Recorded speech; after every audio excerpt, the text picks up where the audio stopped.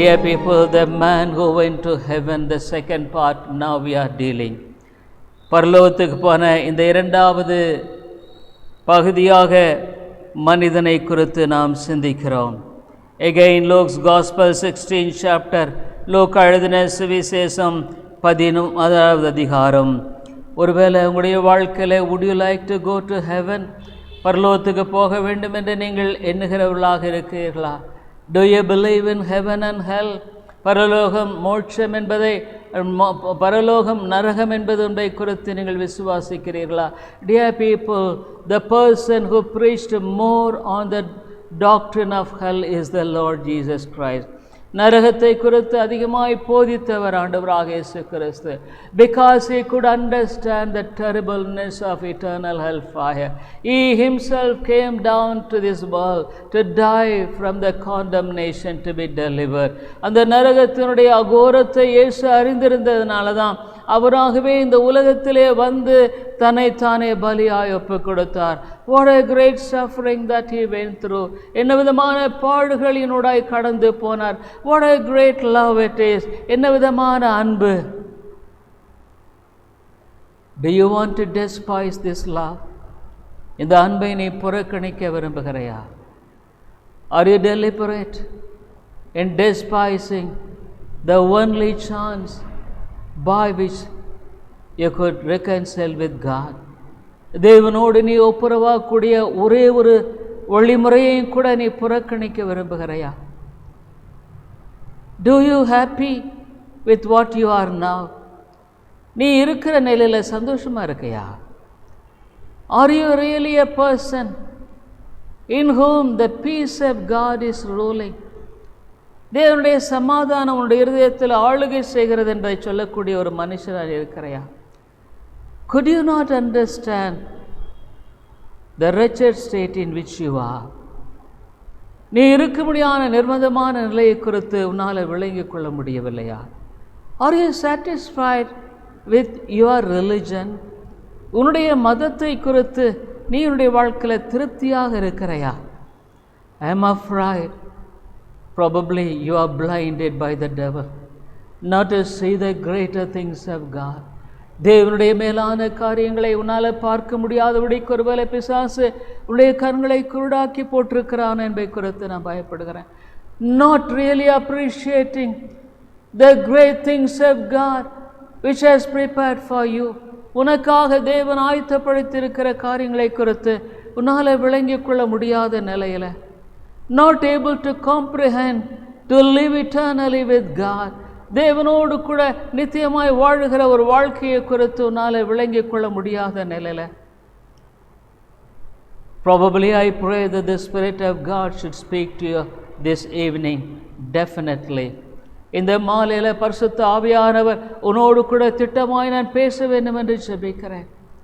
Dear people, with a heavy heart I preach the message today. ஒரு பாரமுள்ள இருதயத்தோடு கூட தான் உங்களிடத்தில் நான் வருகிறேன். It's with much prayer I preach this sermon. அதிகமான ஜெபத்தோடு கூட தான் இந்த செய்தியை நான் உங்கள் மத்தியில் பிரசங்கிக்கிறேன். Luke's Gospel 16th chapter 19th verse. லூக்கா எழுதின சுவிசேஷம் 16வது அதிகாரம் 19வது வசனத்தில், There was a certain rich man which was clothed in purple and fine linen and fared sumptuously every day. ஐஸ்வர்யமுள்ள ஒரு மனுஷன் இருந்தான். அவன் இரத்தாம்பரமும் விலையேறப்பட்ட வஸ்திரமும் தரித்து அனுதினமும் சம்பரமாய் வாழ்ந்து கொண்டிருந்தான். 20th verse, 20வது வசனம், And there was a certain beggar named Lazarus which was laid at the gate full of sores. லாசர் எனும் பெயர் கொண்ட ஒரு தரித்திரனும் இருந்தான். அவன் பருக்கள் நிறைந்தவனாய் அந்த ஐஸ்வர்யவானுடைய வாசல் அருகே கிடந்து. The Bible says full of sores, பருக்கள் நிறைந்தவனாய். It is not sores in few places. பருக்கள் ஏதோ அங்கும் இங்கும் கொஞ்சம் இல்லை. It was full, முழுக்க பருக்கள் நிறைந்தவனாய். Oh dear people, a person with full of sores can only understand the horribleness of it. முழுக்க பருக்கள் நிறைந்த ஒரு மனுஷன்தான் அதனுடைய அகோரத்தை விளங்கிக் கொள்ள முடியும். There will be a terrible itching. பயங்கரமான விதத்தில் அரிப்பு இருக்கும். There will be terrible pain. பயங்கரமான வலியானது இருக்கும். He will be feverish. ஒரு காய்ச்சல் உள்ள ஒரு நிலையை போல இருக்கும். More than that, it will be stinky. நாற்றம் எடுத்து கொண்டிருக்கும். Oh, the ooze which comes out of the sores makes a foul smelling. அவ்விதமாக அவனுடைய சரீரத்திலிருந்து வரும்படியான அந்த பருக்களானது ஒரு நாற்றத்தை விளைவிக்கிறதாக இருக்கும். Anybody to reach him, come near him also will be very difficult. அவருக்கு நெருக்கமாக ஒரு மனிதன் வருவதும் கூட ரொம்ப கஷ்டம். It is difficult even if they want to come to help him. அவனுக்கு உதவி செய்யும்படியாக வந்தாலும் கூட the stingy foul smelling will make people to move away from him. அவனிடத்திலிருந்து வரும்படியான அந்த நாற்றம் எடுக்கும்படியான நிலையானது அவனை விட்டு விலக்கி போடும்படியாக காணப்படும். This was the real condition of this leper, this poor man Lazarus. இந்த லாசருடைய நிலை அதுவாக இருந்தது. But I thank God that God could name him as Lazarus. லாசரு என்ற பெயர் சொல்லி ஆண்டவர் அவனை அழைக்கத்தக்கதாக இங்கே காணப்படுகிறதை குறித்து நான் சந்தோஷப்படுகிறேன். Not only that, the Bible says, was laid at his gate full of sores. அந்த ஐஸ்வர்யவானுடைய வாசல் அருகே கிடந்து there was no home and shelter for him. அவனுக்கு ஒரு வீடு என்பதில்லை, அவன் தங்கி தாபரிக்கும்படியான ஒரு இடம் இல்லை. I don't know how he spent the rainy days and the sunny days. I could not understand. மழை வருகிற நாள்களிலும் அங்கே ஒருவேளை பயங்கரமான வெயிலின் நாட்களிலும் அவன் எப்படி கடந்து போனான் என்பதை குறித்து தெரியவில்லை. It is not a story. இது ஒரு கதை இல்லை.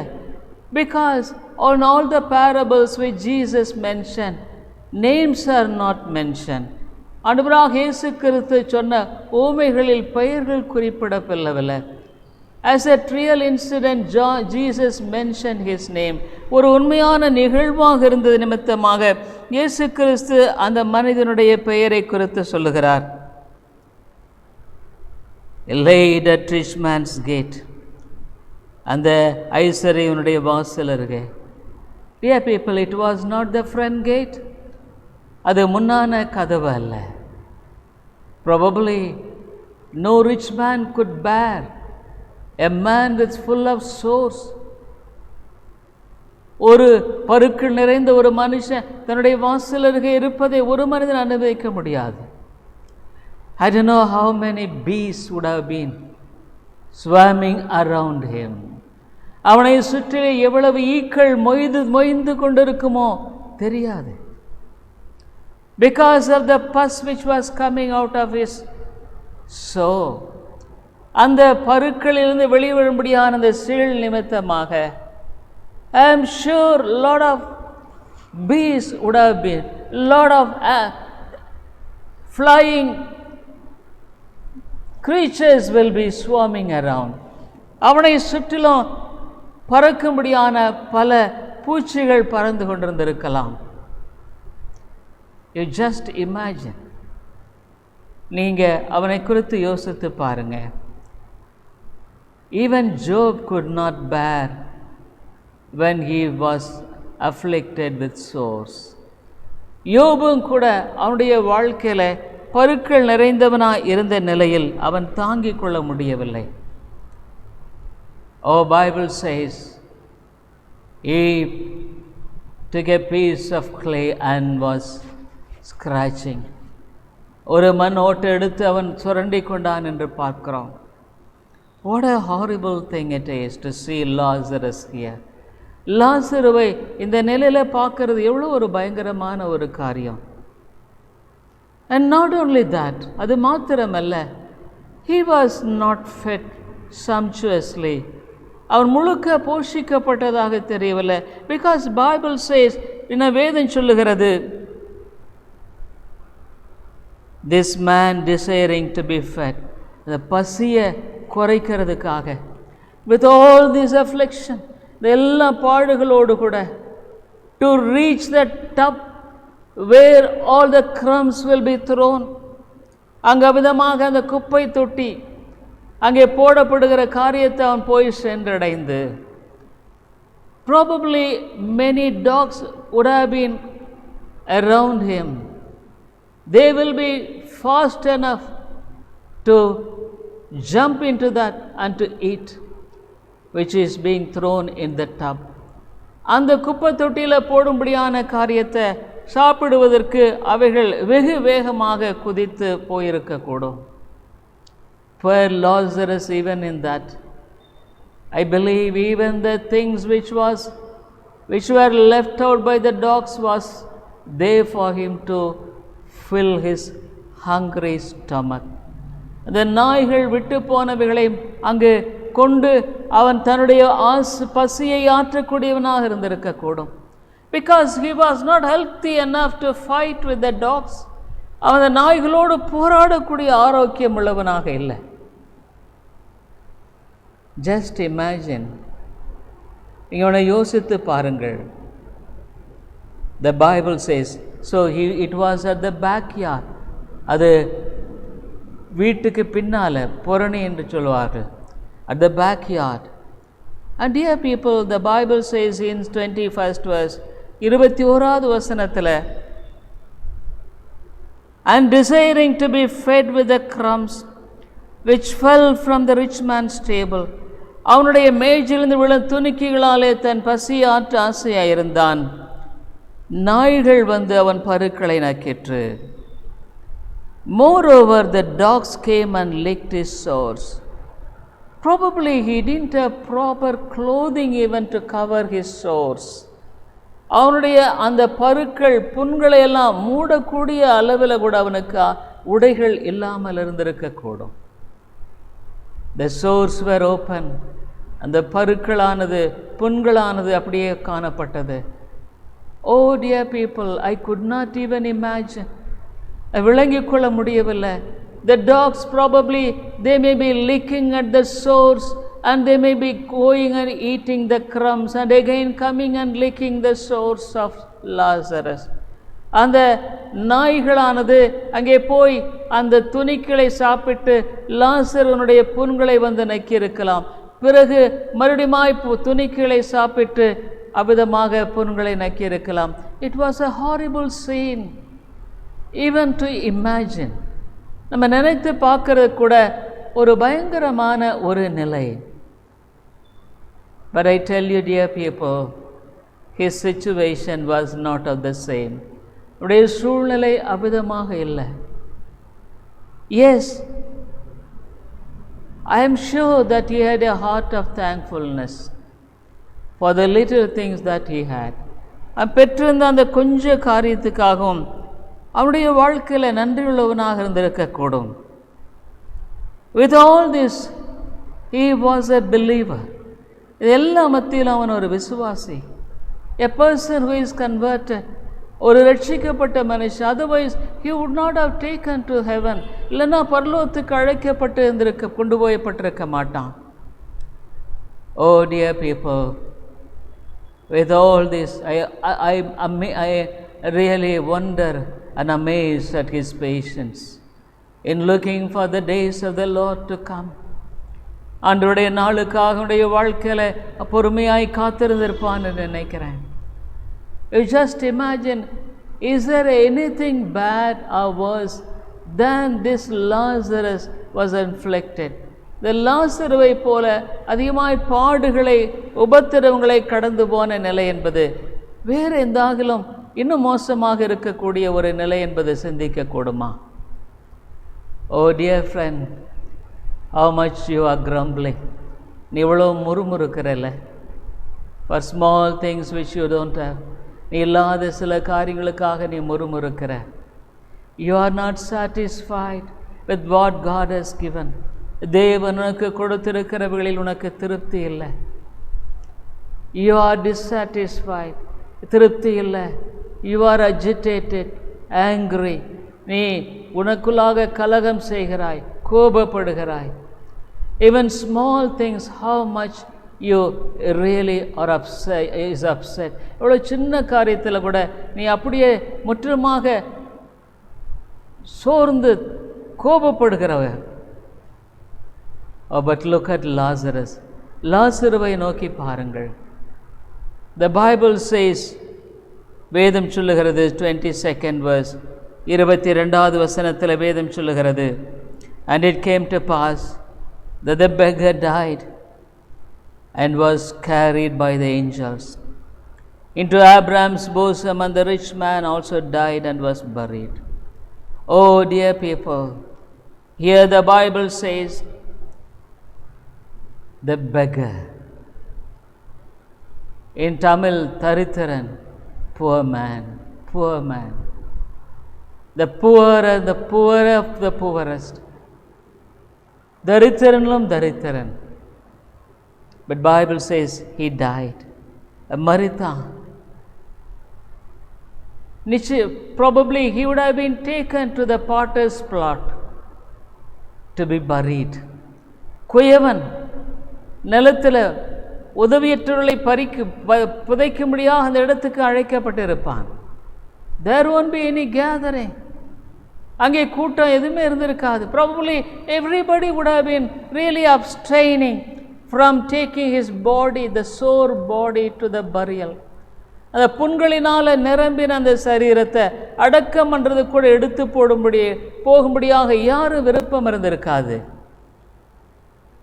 I don't know, but he won't be given, let out as such in that place. அந்த இடத்தில் அவிதமாக விட்டு வைக்கப்பட முடியாது. Somehow I believe that he would have been taken to the potter's plot. அந்த குயவனின் நிலத்துக்கு சமாதி, அந்த கல்லறை தோட்டத்துக்கு அவன் எடுத்து கொண்டு போயிருக்கப்படுவான். Oh, probably they would have dug a pit and thrown him down. ஒரு குழியை தோண்டி அவனை அவிதமாக வீசி எறிந்திருக்கக்கூடும். This is on the side of the world. இந்த உலகத்தின் பக்கமாக நடந்த காரியம். But what about this other side? அவருடைய அடுத்த பக்கம் என்ன? The Bible says the beggar died and was carried by the angels. வேதம் சொல்லுகிறது, I don't know how many angels came. எத்தனை தூதர்கள் வந்தாரத்தில்.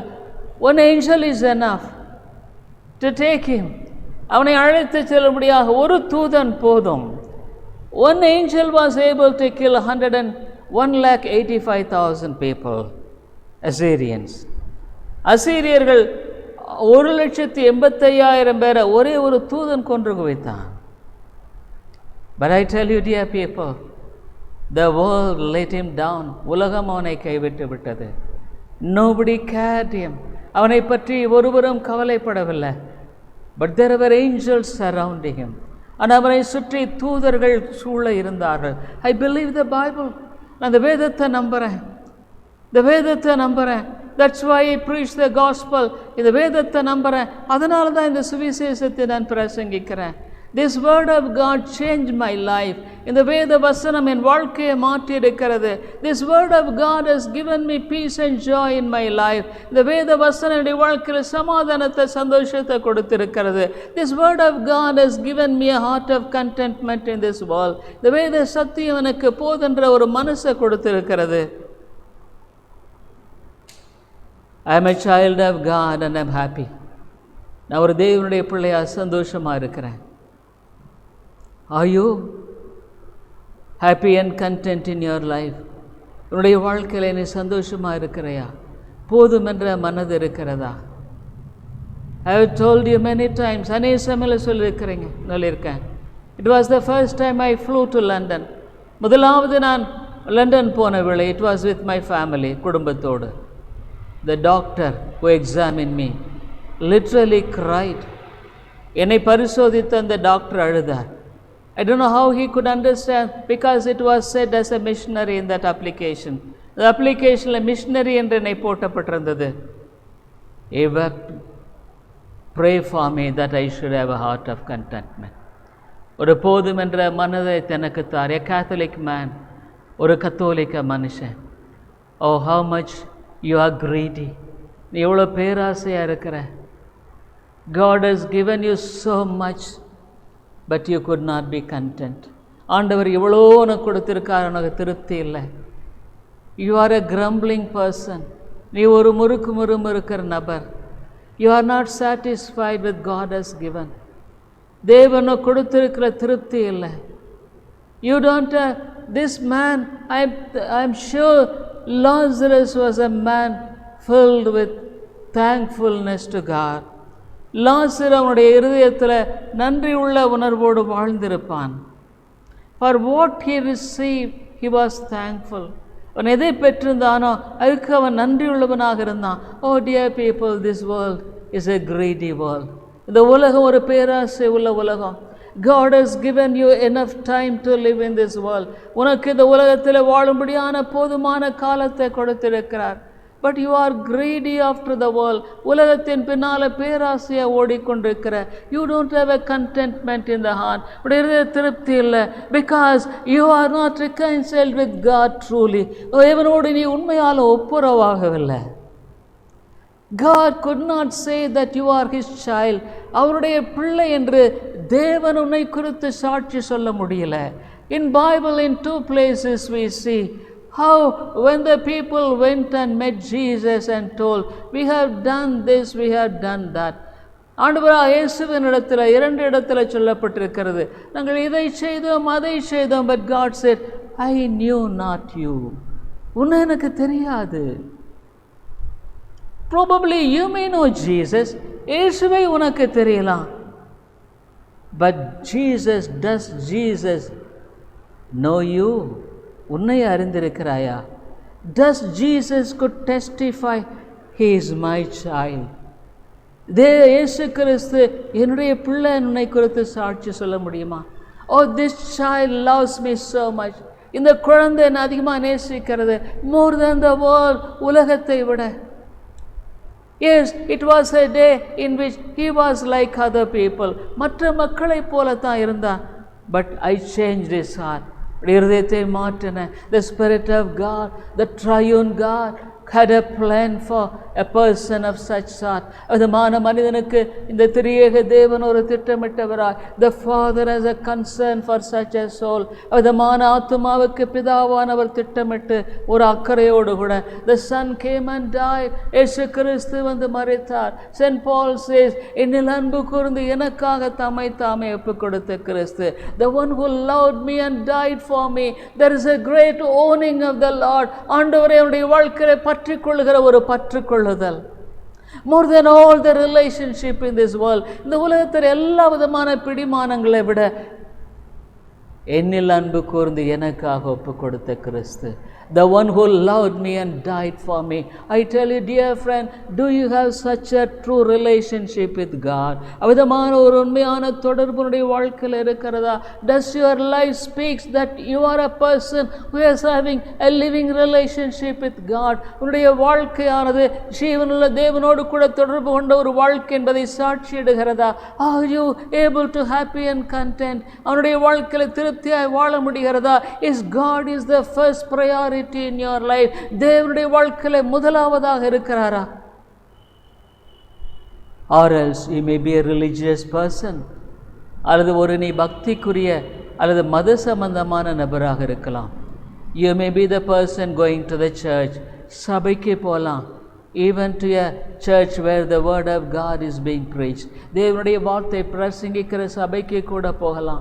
You may hear it regularly. தொடர்ச்சியாக நீ கேட்கலாம். You may know and read the truth, the so called truth also. சத்தியம்ங்கிறதை படிக்கலாம், அறிந்திருக்கலாம். Probably, dear people, I was speaking with an young man 2 days back. ஒரு வாலிபனிடத்தில் 2 நாட்களுக்கு முன்பாய் பேசினேன். The knowledge and the practical life should go hand in hand. நீ அறிந்திருக்கிற அறிவும் ஆண்டவரை பற்றி அறிந்திருக்கிற அறிவும் உன்னுடைய நடைமுறை வாழ்க்கையை ஒன்றுக்கொன்று இணைந்து போகணுங்க. That is true faith. அதுதான் உண்மையான விசுவாசம். That is the true Christianity. அதுதான் உண்மையான கிறிஸ்தவம். It is not how much you know. நீ எவ்வளோ அறிஞ்சிருக்கிறங்கிறது முக்கியம் இல்லையா. How much you are applying what you know. நீ அறிந்திருக்கிறது எந்த அளவுக்கு உன்னுடைய வாழ்க்கையில் நீ நடைமுறைப்படுத்த முடிகிறது. Are you able to do that? உன்னால் செய்ய முடிகிறதா? It is true you could not, உன்னால் முடியலை. But are you able to go and tell God, give me strength that I should live for thee. ஆண்டவரே உமக்காக வாழ வேண்டும் என்ற ஒரு உண்மையான வாஞ்சை உன்னுடைய வாழ்க்கையில் இருக்கிறதா? Oh dear people, you may be a religious person. ஒருவேளை நீ மத சம்பந்தமான ஒரு நபராக இருக்கலாம். Probably you may not be saved. நீ ரட்சிக்கப்பட்ட மனிதனாக இல்லாமல் இருக்கலாம். Probably your heart reveals and your nature reveals that you are not saved. உன்னுடைய இருதயம் வெளிப்படுத்துகிறதும் உன்னுடைய சுபாவம் வெளிப்படுத்துகிறதும் நீ ரட்சிக்கப்பட்ட மாதிரி தெரியலையே ஐயா. No humility, தாழ்மை இல்லை. No dependence on God. தேவனை சார்ந்து வாழுகிற வாழ்க்கையில் Lord, without you I can't do anything. ஆண்டவரே உம்மை இல்லாமல் என்னால் ஒன்று செய்யக்கூட முடியாது. But how dare enough you know that you want to do this and that by your own strength. உன்னுடைய சொந்த பலத்தினால இதையும் அதையும் செய்ய எப்படியெல்லாம் போயிட்டுருக்கிறையே. God is not your first priority, truly speaking, my dear friend. I am talking about you honestly. உன்னை பற்றி நான் நேர்மையாக பேசுகிறேன். தேவனுடைய வாழ்க்கையில் முதலாவது இல்லை.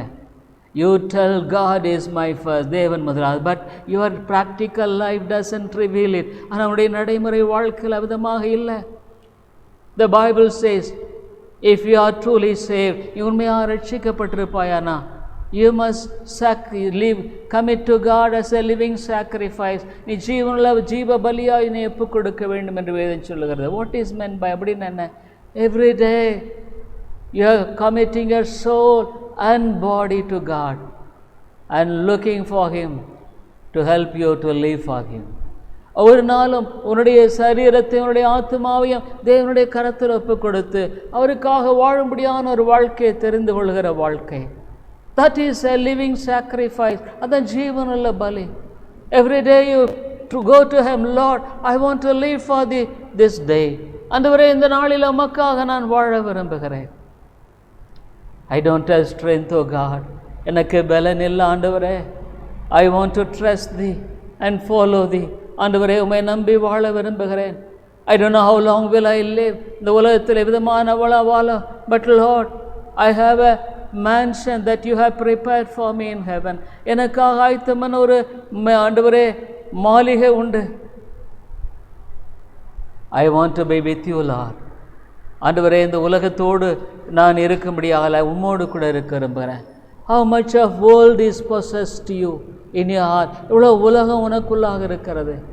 How much of the lust of the flesh and the lust of the eye is lurking in your heart? உன்னுடைய இருதயத்தில் எவ்வளோ இந்த உலகத்துக்குரிய மாம்சத்துக்குரிய கண்களின் இச்சைகள், ஜீவனத்தின் பெருமைகள், இந்த உலகத்துக்குரிய காரியங்கள் இருக்கிறது. You want to show yourself as a big man. ஒரு பெரிய மனுஷனை போல காட்ட விரும்புகிறாய். You want people to appreciate you of your possessions and maybe status. உன்னுடைய அந்தஸ்து நீ பெற்றுக்களை வைத்து மக்கள் உன்னை பெருமையாய் பேச வேண்டும் என்று விரும்புகிறாய். Oh dear friend, how could you say that you are saved? நீ ரட்சிக்கப்பட்டிருக்கன்னு எப்படிங்க சொல்ல முடிகிறது?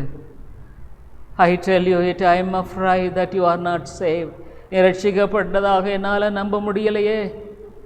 Because I calculate your life with God's word. அவருடைய வார்த்தையின் அடிப்படையில் தான் நான் கணக்கெடுக்கிறேன். Bible says, are you willing to take this straight gate and narrow path? உன்னுடைய வாழ்க்கையில் இடுக்கமான வாசலில் நுழைந்து நெருக்கமான வழியில் போயிட்டுருக்கையா? path of humility, தாழ்மையின் வழி, path of humbleness, முற்றிலுமாக தாழ்ந்த ஒரு வழி. Oh dear people, how could you say that you are saved? Is your heart is changed? உன் இருதயம் மாற்றப்பட்டிருக்கிறதா? Has God has given you a new nature? ஒரு புதிய இதயத்தை உனக்கு ஆண்டவர் கொடுத்திருக்காரா? Can you say that God change me? தேவனை மாற்றிக்கிறான்னு சொல்ல முடிகிறதா? Can you say my priority is his mission? என்னுடைய முக்கியத்துவம் அவருடைய பணி.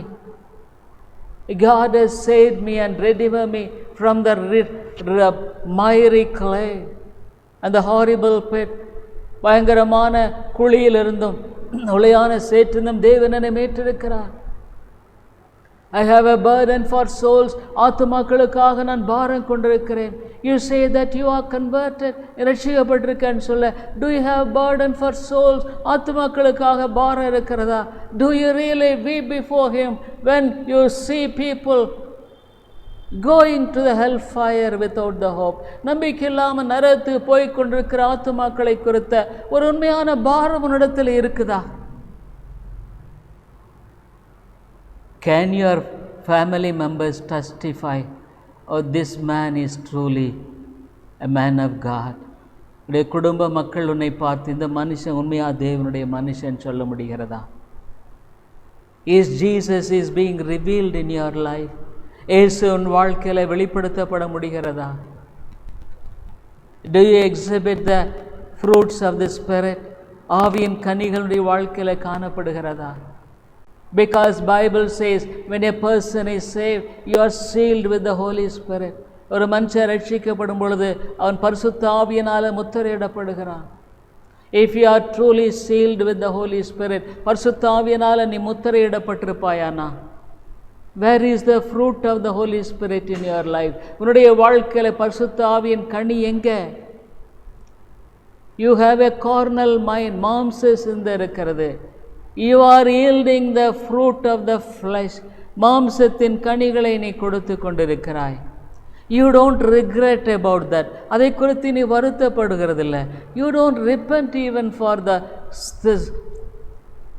fruits of the flesh which is exhibited in your life. உன்னுடைய வாழ்க்கையில வெளிப்படுத்த முடியாத மாம்சத்தின் கனிகளை குறித்து நீ வருத்தப்படுகிறதும் இல்லை. You don't feel sad for your angry nature. உன்னுடைய கோப சுபாவத்தை குறித்து நீ வருத்தப்படுவதில்லை. You don't feel sad for your jealousy. உன்னுடைய பொறாமையை குறித்து நீ வருத்தப்படுவதில்லை. You don't feel an unloving nature which you have in your heart.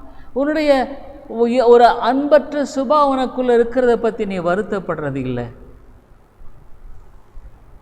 If the Spirit of God is in you, பரிசுத்த ஆவி உனக்குள்ள இருப்பாரானா, how could this be? இது எப்படி நடக்கும்? How could this be? இது எப்படி நடக்க முடியும்? The Bible never says or expresses a converted person like this. வேதம் ரட்சிக்கப்பட்ட மனுஷன் அவ்விதமாக சித்தரித்து காட்டல. The Bible says he is a new creature. ஒரு புதிய சிருஷ்டி. Yes, Lazarus was completely rotten outside. லாசரு முழுக்க அவன் தாமே வெளியே அழுகி போனவனாக இருந்தான். But his soul revealed his beauty. அவனுடைய ஆத்மாவின் அழகை அவன் வெளிப்படுத்தினான். Dear people, the angels came. தேவ தூதர்கள் வந்தார்கள். Oh dear people, I don't know how his death was. Probably all of a sudden he would have died even. ஒருவேளை சான நேரத்தில் மரித்திருக்க கூடும். Probably traveling so long a distance. ஒரு நீண்ட பிரயாணத்தில் the angels were carrying him. தேவ தூதர்கள் அவனை சுமந்து சென்றார்கள். They were not about Lazarus. லாசருவை குறித்து அவர்கள் அருவருக்கல. They carried in the, oh dear people, safely, பாதுகாப்பாக அவர்கள் சுமந்து சென்றார்கள். They carried to the bosom of Abraham. ஆபிரகாமுடைய மடியில கொண்டு போய் போடுகிறார்கள். What is that? It is heaven. Abraham didn't say, oh this fellow, oh the Lazarus, the person who was with sores, புண்களினால நிறைந்தவன. Oh dear people, is there a better status that he was transformed to? அவன் மாற்றப்பட்ட அதைவிட மேலான ஒரு காரியம் என்பது இருக்கிறதா? Oh, I beg you, dear friend, think seriously about your spiritual life. உன்னுடைய ஆவிக்குரிய வாழ்க்கையை குறித்து அதிகமாக நீ யோசனை பண்ண. It is better to examine yourself, not to be deceived when you die, thinking that you will go to heaven, but no angel will come. ஐயோ, நீ ஒருவேளை நீ ஆண்டவர் ரட்சிக்கப்பட்ட பிள்ளை நினைச்சுக்கிட்டு உன்னுடைய வாழ்க்கையில் நீ விதமாக மறிக்கும் பொழுது இந்த தூதனும் வரப்போவதில்லை. Because you were not reconciled with God. தேவனோடு நீ ஒப்புரவாகலை. Your heart was not with there up in heaven. உன்னுடைய இருதயம் அங்கே பரலோகத்தை நோக்கி பார்க்கவில்லை. You thought that you will go to heaven. நீ பரலோகத்துக்கு போவேன்னு நினைச்ச. But when you die, நீ மரிக்கும் பொழுது no angel is there. எந்த ஒரு தூதனும் அங்கே இல்லை. Who will take you to heaven? உன்னை யார் பரலோகத்துக்கு அழைத்து செல்வார்கள்? Your name is not registered in heaven. உன்னுடைய பெயர் பரலோகத்தில் எழுதப்படலையா? In Luke's Gospel 10th chapter, லூக்கா எழுதின சுவிசேஷம் 10வது அதிகாரத்தில், when the apostles were all going to do ministry, அந்த அப்போஸ்தலர்கள் எல்லாம் ஊழியம் செய்யும்படியாக போன பொழுது, they all returned, எல்லாம் திரும்பி வந்தார்கள். When they all returned, they were very happy.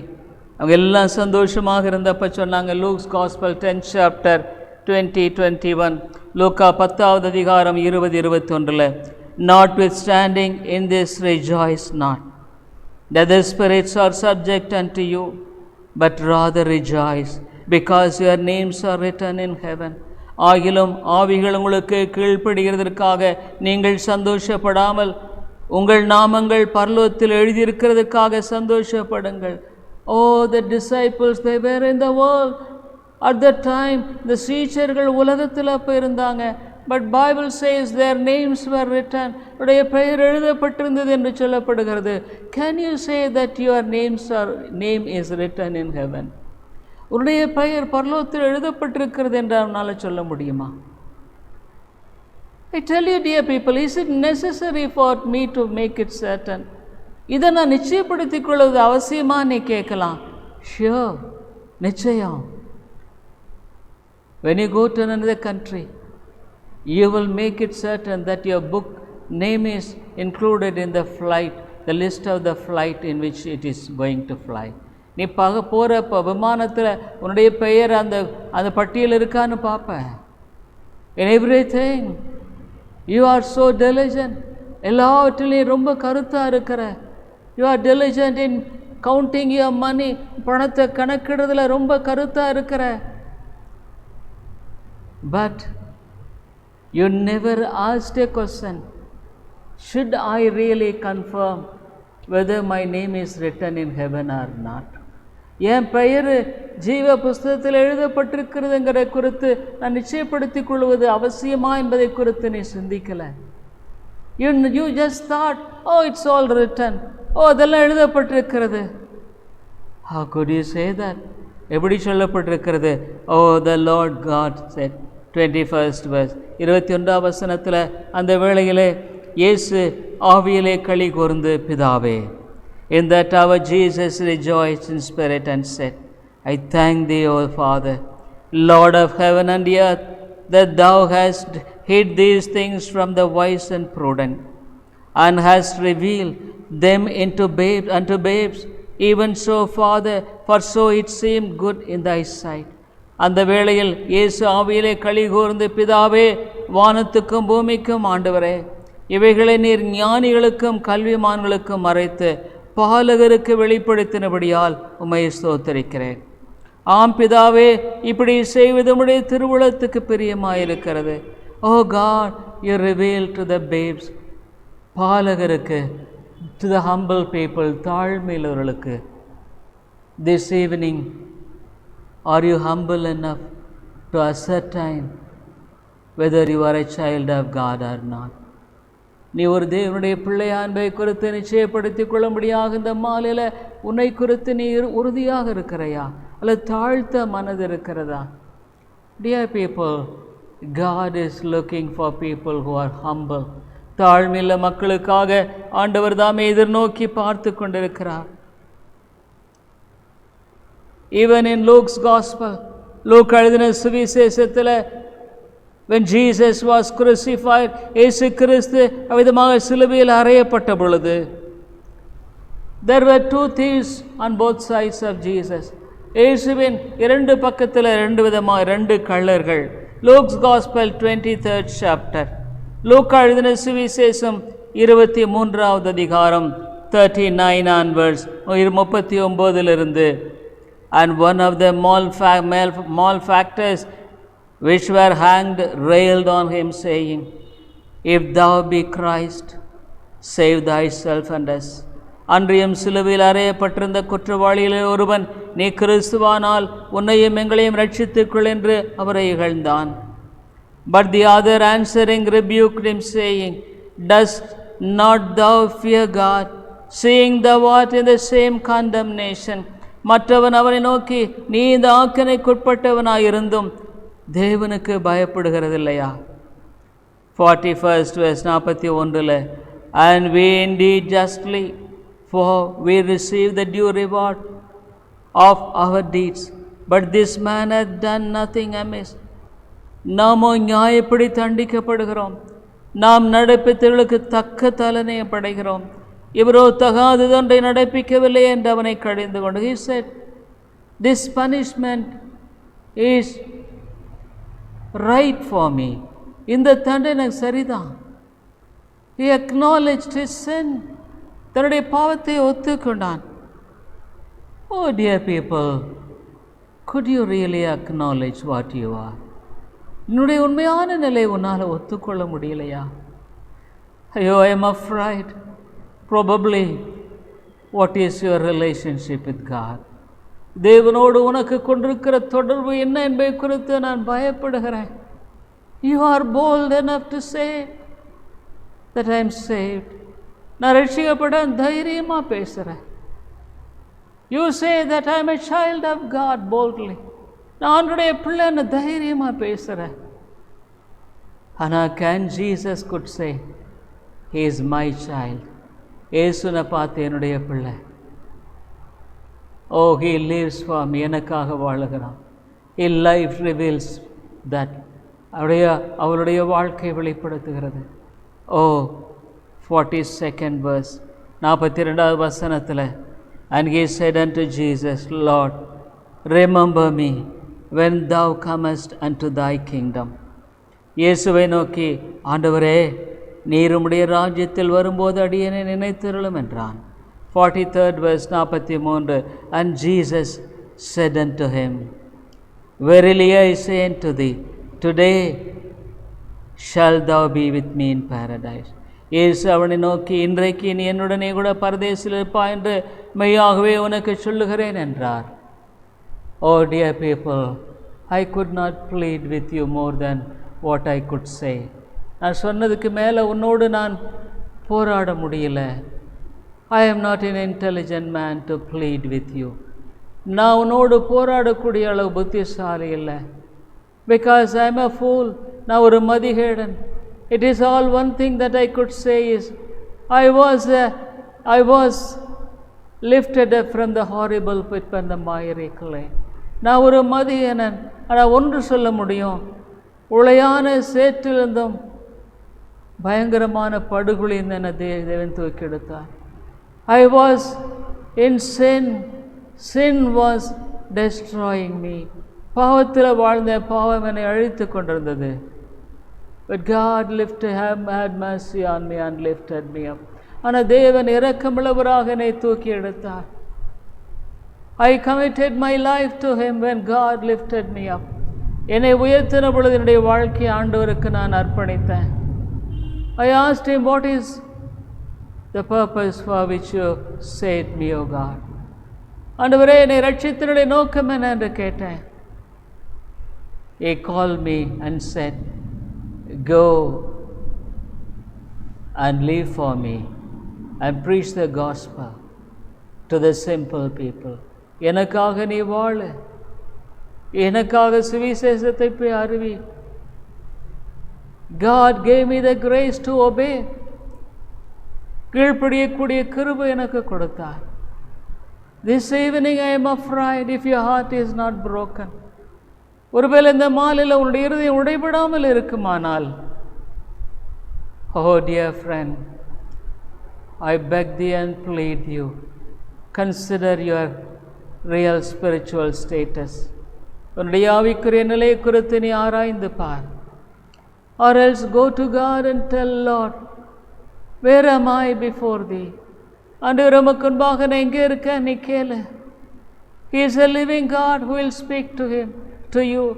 ஜீவனுள்ள தேவனோடு கூட பேசுவார். I tell you, why don't you humbly go to him and really say, Lord, help me, because what is being said today seems to be contradicting from what I am. ஒருவேளை இத்தாழ்மையை ஆண்டவரிடத்தில் போய், ஆண்டவரே, எனக்கு சொல்லப்பட்டிருந்த காரியங்கள் எல்லாம் என்னுடைய காரியங்களுக்கு வித்தியாசமாக இருக்குதே. I don't have real peace and joy in my life. என் வாழ்க்கையில் சந்தோஷம் இல்லை, சமாதானம் இல்லை. You are not my priority. நீர் என்னுடைய வாழ்க்கையில் முதலாவது இல்லை ஆண்டவரே. I live for this world. இந்த உலகத்துக்காக நான் வாழுகிறேன். I pretend that as I am a child of God. ஒரு தேவனுடைய பிள்ளையை போல நடிக்கிறேன். ஐயோ, I deceive myself, Lord. என்ன நான் ஏமாத்திக்கிறேன். I tell you, dear friend, you are not deceiving me. என்ன நீ ஏமாத்தல. Of course, I have a concern for your soul and I preach with concern. உன்னுடைய ஆத்மாவை குறித்த அக்கறையினால நான் ஒரு அக்கறையோடு உனக்கு நான் போதிக்கிறேன். ஆனால் நீ ஒரு வேளை நரகத்துக்கு போயிட்டா, suppose if you go to the hell, I am not the loser. நான் இழந்து போகிறது ஒன்றுமில்லை. Rather, God will say, in spite of such hard-hearted people, you labored for me faithfully. I will be rewarded more. ஒருவேளை ஆண்டவரிடத்தில் சொல்லுவார், இவ்வளோ கடினமான மக்கள் மத்தியில் எனக்காக உண்மையாக உழைத்த, you preached the gospel faithfully. நீ உண்மையாக சுவிசேஷத்தை பிரசங்கித்த, God will reward me. தேவன் எதற்குரிய பலனை கொடுப்பார். But you dear friend, ஆனால் நீயே, you will be the loser. இழந்து போயிடுவேன். Will you come to the cross and say to God, Lord, forgive me a person? சிலுவை அண்டை வந்து ஏழை பாவியாக மேலே கிருபையாயிரும் என்று சொல்லுவையா? Will you humble before God and say, Lord, have mercy upon me? தேவனுக்கு முன்பாக உன்னை தாழ்த்தி, ஆண்டவரே, என் பேரில் இரக்கமாயிரும் என்று சொல்லுவையா? Let's pray. ஜெபிப்போம். கிருபை நல்ல ஆண்டவரே, Lord, speak to these people. Oh God, I don't know how to preach. எனக்கு தெரியாது. I am not a great orator. பெரிய பிரசங்கி இல்லை. But Lord, I pleaded with them. அவளோடு கூட போராடினேன். As much as I could. என்னால் முடிஞ்ச மட்டும். Thank you, Lord, for the Spirit of God. பரிசுத்த ஆவியானவருக்காய் ஸ்தோத்திரம். You are the one who pleads. நீரே போராடுகிறவர். Oh Lord, I commit these souls into your hands. இந்த ஆத்துமாக்களை உம்முடைய கரங்களில் ஒப்புக் கொடுக்கிறேன். Have mercy upon them, O God. ஆண்டவரே, அவர்கள் மேல் இரக்கமாயிரும். Point out to the Lord crucified Savior.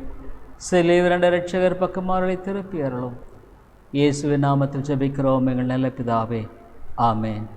I hope the Lord is blessing you through this preaching of God's word, and we are glad to inform you that you could contact me over my mobile phone and WhatsApp number 98427-67184 and my email ID davidilongo100@gmail.com. davidilongo100@gmail.com. Thank you very much.